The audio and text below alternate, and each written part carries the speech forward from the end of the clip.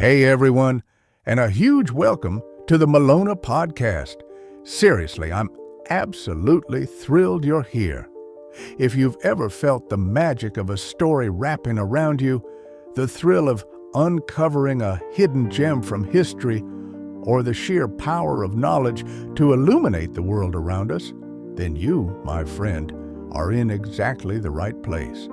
Here at Melona, we don't just talk about books. We immerse ourselves in them. We don't just skim the surface of history. We dig deep to unearth the captivating tales that have shaped who we are. And we don't just present information. We explore the ideas that can truly expand your understanding and ignite your curiosity. For me, stories and history aren't just subjects. They're living, breathing entities that hold incredible power. They can transport us to different times and places, allow us to walk in the shoes of others, and ultimately change the way we see ourselves and the world. That's the passion that burns within me, and it's what I'm so incredibly excited to share with you. So, if you're ready to embark on this journey of exploration, ready to learn something new with each episode, and ready to connect with a community of fellow story and history enthusiasts, then please hit that subscribe button. Let's dive into the books that matter, uncover the fascinating secrets of our past, and explore the knowledge that will broaden all of our horizons together. I can't wait to get started with you. All right, so welcome to another deep dive with us. Yeah. Today we're going to kind of shift gears a little bit and look at personal growth from a few different perspectives. We got 4 books that we're going to kind of extract the wisdom from. Yeah, nice little quartet. Yeah. And these are all focused on personal growth in some way, shape, or form, but from really different angles. Yeah, absolutely. And, we've got a good mix here of excerpts, summaries. Right. We're really just trying to distill it down into, the most impactful pieces. Yeah, we don't want to overwhelm you with, having to go and read 4 entire books. Right. But we do want to give you enough to hopefully spark some interest, to maybe want to go deeper with some of these. Absolutely. So let's jump into it. Okay, let's do it. So the books we're going to be looking at are How to Talk to Anyone by Leo Lowndes, Can't Hurt Me, by David Goggins, The Courage to be Disliked, by Ichiro Kishimi and Fumitake Koga, and finally, The Body, A Guide for Occupants by Bill Bryson. That's a good one. So why don't we start with the Lowndes book, How to Talk to Anyone? Sure. It's interesting because, this is one of those books that kind of gets lumped into this self-help category. Right. But it's really practical. Yeah. It's not really, fluffy or kind of self-esteem boosting as much as it is hey, here are some things you can actually do to improve your interactions with other people. Yeah, she really focuses on these 92 kind of little tricks, and some of them seem a little bit gimmicky at first. Right. But what's interesting is that they're all rooted in this idea of actually making the other person feel heard and seen. Yeah, I mean, if you think about it, some of the anxieties that people have when they're talking to other people. Oh, absolutely. Is that they're so worried about themselves. Right.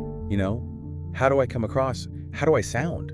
Am I making sense? Am I saying the right things? Right. And the Lowndes is saying hey, forget about all that. Just focus on the other person and make them feel like you're completely present and engaged with them. Yeah. And there are some interesting, even just little physical things. She talks about the way that your eyes kind of dance between somebody's eyes when you're, really looking at them and making eye contact. Right. It really is about those subtle cues. It's like reading body language and giving the right body language. Exactly. So it's not about being manipulative as much as it is about just, having those tools at your disposal to help you creating that comfort. To create that comfort. Exactly. Yeah. So, if if you are someone who struggles in social situations, this is a really good one to check out. Yeah. She gives you very specific things that you can actually start doing. Yeah, and in a lot of them you can practice like on your own too. Right. Before you even go into a social situation, which can really build that confidence. Okay, so let's move on to David Goggins and Can't Hurt Me. All right, this is a very different beast. This is a totally different beast. Yeah. So Goggins is a former Navy SEAL ultramarathon runner. Yeah, he's a monster. He's a beast. Yeah. Yeah, and his book is essentially about pushing yourself You're at the absolute limit. to the absolute limit, way beyond what you think you're capable of. Yeah, he's got this concept of the 40% rule, Yeah. which basically says, when you think you're done, you're really only 40% done. You've got so much more in the tank. Yeah. And his story is pretty incredible. Oh, it's unbelievable. I mean, he came from a very difficult background. Yeah, he had a lot of, trauma and abuse in his past. Yeah, and he uses that as fuel. Yeah, he doesn't shy away from it. He doesn't shy away from it at all. He uses it to kind of propel himself forward. Yeah, he really believes that, your mind is holding you back Right. more than your body ever will. And so the book is, it's intense, it's motivating, but it's also very challenging. Yeah, he doesn't sugarcoat anything. And he Right. actually gives you, challenges throughout the book to kind of take on yourself. Right. It's not just him telling a story. It's him saying, okay, now you go do this. Yeah, he wants you to apply it to your own life.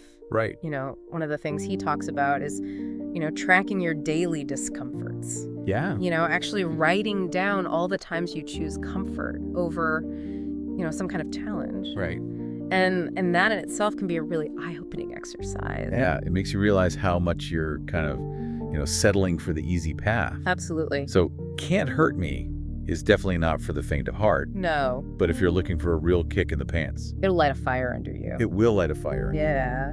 All right. So let's move on to The Courage to be Disliked. Okay, so this one is really interesting because it's based on the ideas of Alfred Adler, Yeah. who was a psychologist. Right. And it's written in this kind of unique dialogue format. It's like a conversation between a philosopher and a student. Yeah. Yeah.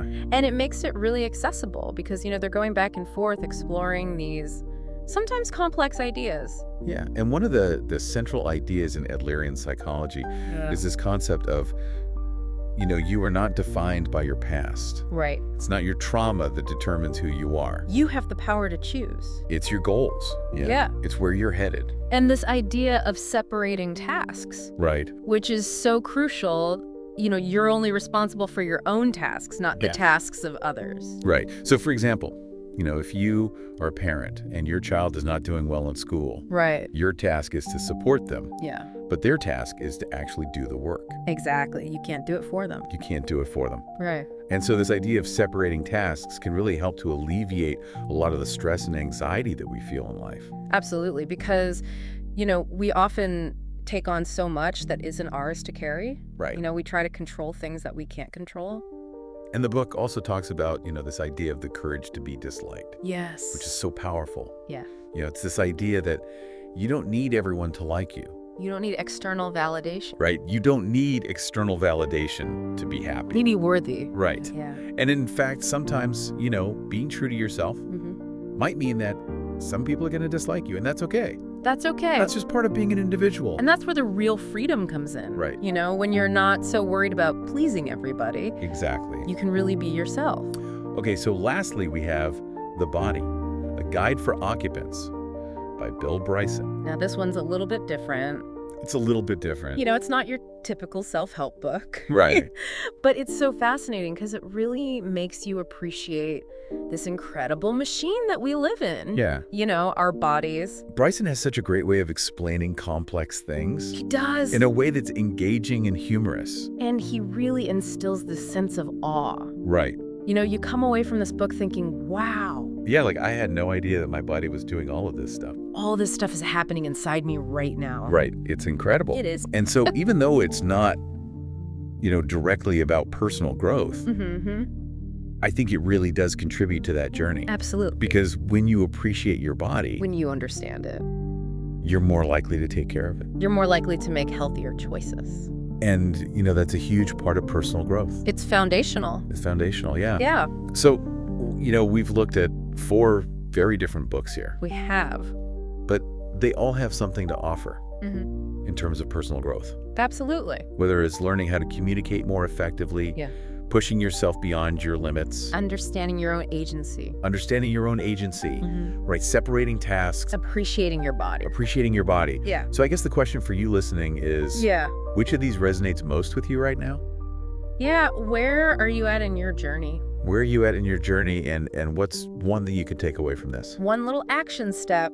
One little action step, one little trick maybe from Lowndes, or one challenge from Goggins, or one idea from Adler Yeah. to explore further. Hmm. So think about that and let us know what you come up with. Thanks for joining us. Thanks for diving deep with us.